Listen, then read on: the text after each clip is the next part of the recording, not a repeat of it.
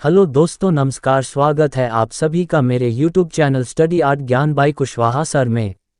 एक बात और, मेरी क्लास अच्छी लगे तो लाइक करे, शेयर करे और चैनल में नए हैं तो सब्सक्राइब कर ले, जिससे आगे आने वाले वीडियो की नोटिफिकेशन आपको मिल सके। धन्यवाद। चलिए स्टार्ट करते हैं। हेलो दोस्तों, ये TGT-PGT प्रैक्टिस सेट 5 है और बाकी 4 सेट चैनल में अपलोड किए जा चुके हैं। आपने न देखा हो तो प्लेलिस्ट में जाकर देख ले। हमारा पहला सवाल है, रंगों को अधिक मिलाने से क्या खत्म होता है। यानी कि रंगों को अगर ज़्यादा मिला दिया जाए तो उनमें क्या खत्म हो जाता है। ऑप्शन ए है विस्कोसिटी, ऑप्शन बी है मान, ऑप्शन सी है तान, या फिर इनमें से कुछ नहीं। तो दोस्तों, रंगों को अधिक मिलाने से रंगों का मान खत्म हो जाता है। इस सवाल का सही जवाब ऑप्शन नंबर बी, रंगों को अधिक मिलाने से रंगों का मान खत्म हो जाता है। आइए देखते हैं अगला सवाल। हमारा सवाल नंबर 2 है, इनमें से कौन सा रंग गर्म रंग का हिस्सा नहीं है। इनमें से कौन सा गर्म रंग का हिस्सा नहीं है। ऑप्शन ए है लाल, ऑप्शन बी है नारंगी, ऑप्शन सी है नीला, या ऑप्शन डी पीला। तो दोस्तों, नीला रंग जो है वो ठंडा रंग होता है, इसलिए इस क्वेश्चन का सही जवाब है ऑप्शन नंबर सी, नीला ठंडा रंग होता है जो कि गर्म रंग का हिस्सा नहीं है। ऑप्शन नंबर सी इस सवाल का सही जवाब है। आइए देखते हैं अगला सवाल। हमारा सवाल नंबर 3 है, हेमंत शेष एक प्रसिद्ध हैं। हेमंत शेष एक प्रसिद्ध हैं, क्या हैं? कला समीक्षक हैं, इतिहासकार हैं, मूर्तिकार हैं, या फिर चित्रकार हैं। तो दोस्तों, हेमंत शेष जो है एक प्रसिद्ध कला समीक्षक हैं।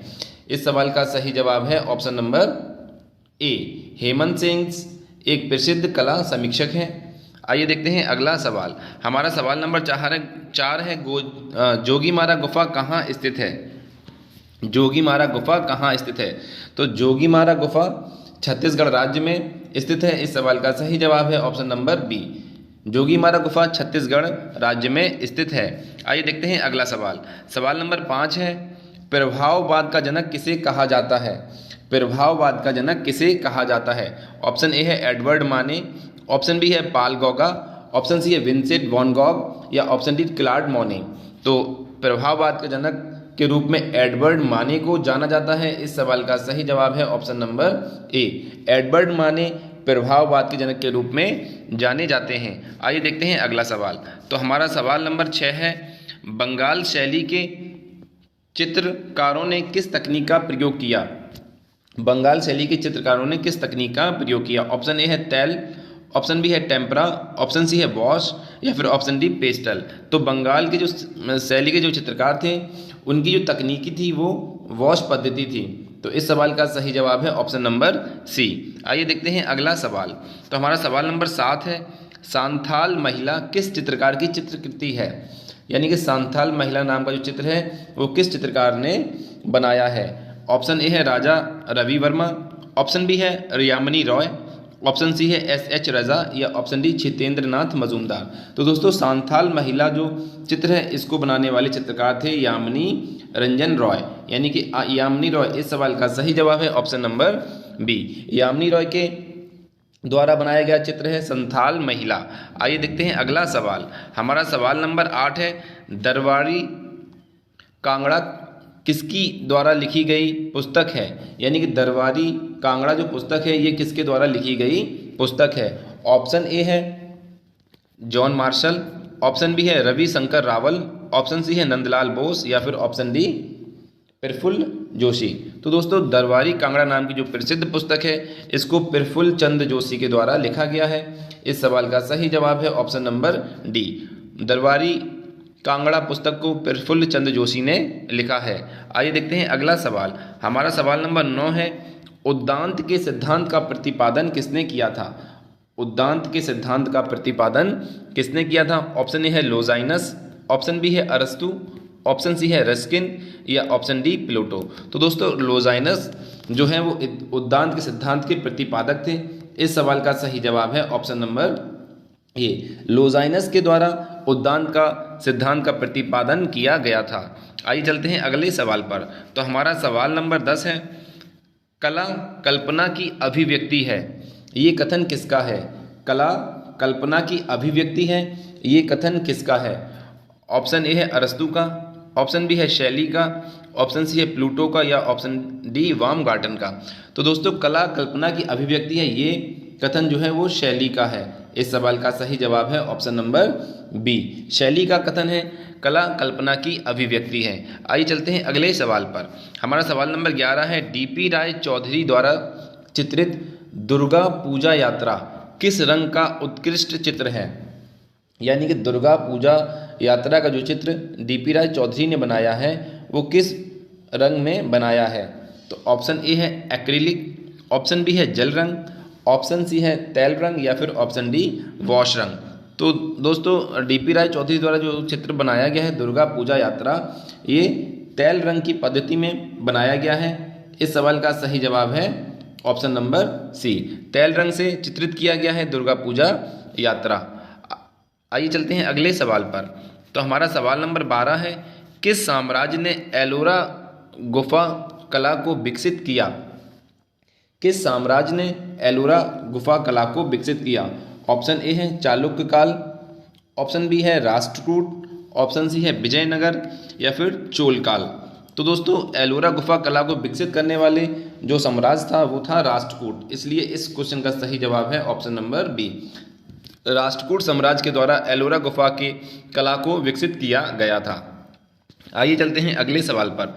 सवाल नंबर 13 है, शीतेंद्रनाथ मजूमदार ने इलाहाबाद विश्वविद्यालय में कला विभाग की स्थापना 1942 ईस्वी में किसके सहयोग से की? यानी कि इलाहाबाद विश्वविद्यालय में शीतेंद्रनाथ मजूमदार ने कला विभाग की स्थापना की थी, जो कि 1942 में की गई थी। पूछा जा रहा है इनके सहयोगी कौन थे?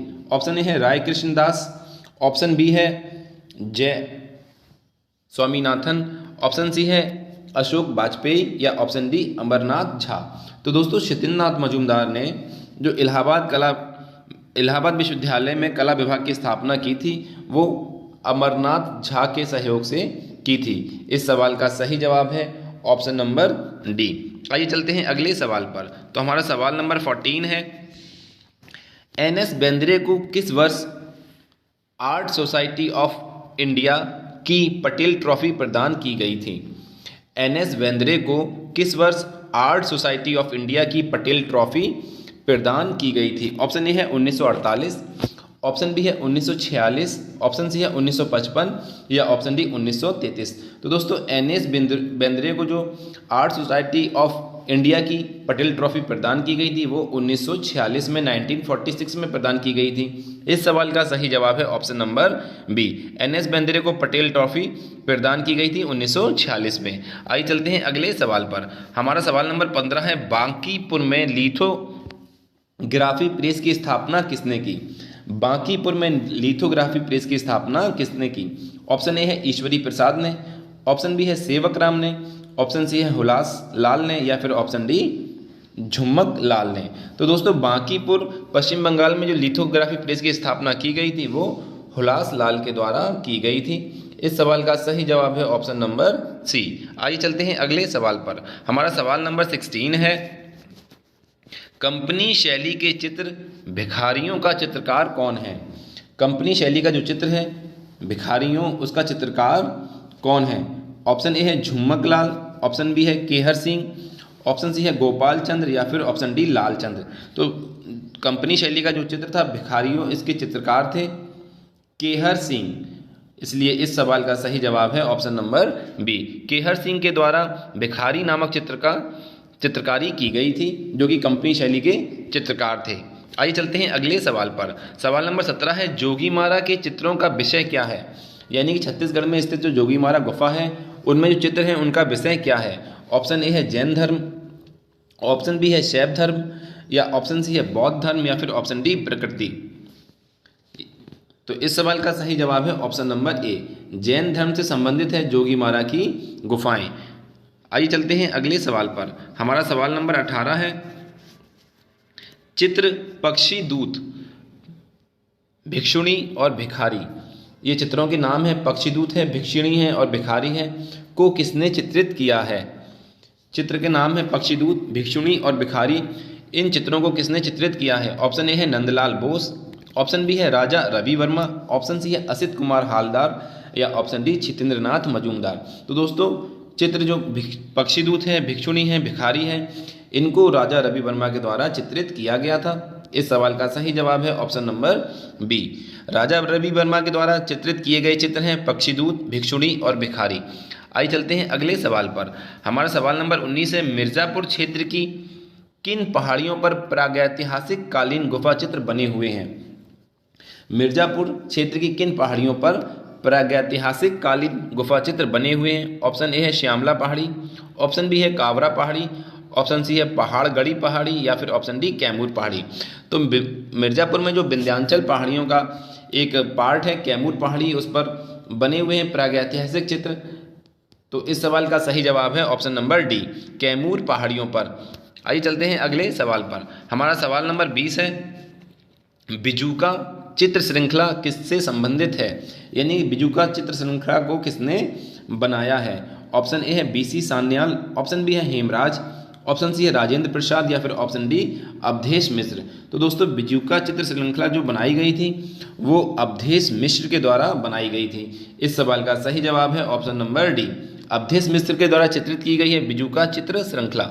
आइए चलते हैं अगले सवाल पर। हमारा सवाल नंबर 21 है, प्रभु जोशी ने अपने लेख में किसे एशिया का रैम्बरा कहा है? एशिया का रैम्बरा कहा है, किसे कहा है प्रभु जोशी ने अपने लेख में? तो ऑप्शन ए है अवनींद्र नाथ टैगोर को, ऑप्शन बी है असित कुमार हालदार को, ऑप्शन सी है राजा रवि वर्मा को या फिर ऑप्शन डी है रविंद्रनाथ टैगोर को। तो दोस्तों पहले तो हमें यही याद रखना है कि एशिया का रैम्बरा किसे कहा गया है, तो ये राजा रवि वर्मा को एशिया का रैम्बरा कहा जाता है। किसने कहा है राजा रवि वर्मा को एशिया का रैम्बरा? तो प्रभु जोशी ने। प्रभु जोशी ने राजा रवि वर्मा को एशिया का रैम्बरा कहा है। फिलहाल इस क्वेश्चन का सही जवाब है ऑप्शन नंबर सी। आइए चलते हैं अगले सवाल पर। तो हमारा सवाल नंबर 22 है, किसने पटना शैली को कंपनी शैली की उपशाखा कहा है? यानी कि पटना शैली को कंपनी की जो कंपनी शैली थी उसकी उपशाखा कहने वाला कौन था? ऑप्शन ए है ईबी हैबल, ऑप्शन बी है मिसेस आर्चर, ऑप्शन सी है एरिक डिकिंसन या ऑप्शन डी शैलेंद्र नाथ डे। तो पटना शैली को कंपनी शैली की उपशाखा कहने वाले थे मिसेल आर्चर। तो ऑप्शन बी इस सवाल का सही जवाब है, मिसेल आर्चर के द्वारा पटना शैली को कंपनी शैली की उपशाखा कहा गया है। आइए चलते हैं अगले सवाल पर। तो हमारा सवाल नंबर 23 है, कीर्तन परंपरा का जन्मदाता किसे कहा जाता है? कीर्तन परंपरा का जन्मदाता किसे कहा जाता है? ऑप्शन ए है चैतन्य महाप्रभु को, ऑप्शन बी है संत ज्ञानेश्वर को, ऑप्शन सी है कवि सूरदास को या फिर ऑप्शन डी स्वामी हरिदास को। तो दोस्तों चैतन्य महाप्रभु को कीर्तन परंपरा का जन्मदाता कहा जाता है। इस सवाल का सही जवाब है option number A, Chaitanya Mahaprabhu को कीर्तन परंपरा का जन्मदाता कहा जाता है। आइए देखते हैं अगला सवाल। हमारा सवाल नंबर 24 है, किस राजपूत शासक के शासन काल में राजपूती कला की पुष्ट परंपरा को तोड़कर यूरोपीय शैली में चित्रित होने लगे थे? यानी कि जो चित्र राजपूत कला में बनते थे वो अब यूरोपीय शैली में बनना शुरू हो गए थे। तो वो कौन सा शासक था जिसके शासनकाल में ऐसा हुआ था? तो ऑप्शन ए है राम सिंह, ऑप्शन बी है जगत सिंह, ऑप्शन सी है जय सिंह द्वितीय या ऑप्शन डी बप्पा राव। यानी कि क्वेश्चन था हमारा, किस राजपूत शासक के शासनकाल में राजपूती कला की पुष्ट परंपरा को तोड़कर यूरोपीय शैली में चित्रित होने लगे थे? तो दोस्तों इस सवाल का सही जवाब है ऑप्शन नंबर सी, जय सिंह द्वितीय के शासनकाल में राजपूत शैली जो कला थी उसमें उसकी जो परंपरा को तोड़कर यूरोपीय शैली में चित्रित होने लगे थे। आइए देखते हैं अगला क्वेश्चन जो कि हमारे इस वीडियो का आखिरी क्वेश्चन है। तो चलिए देखते हैं। क्वेश्चन है हमारा, लेपिस लाजुली से कौन सा रंग बनता है? यानी कि लेपिस लाजुली एक पत्थर है, पूछा जा रहा है इससे कौन सा रंग बनता है? ऑप्शन ए है पीला, ऑप्शन बी है लाल, ऑप्शन सी है नीला या फिर ऑप्शन डी हरा।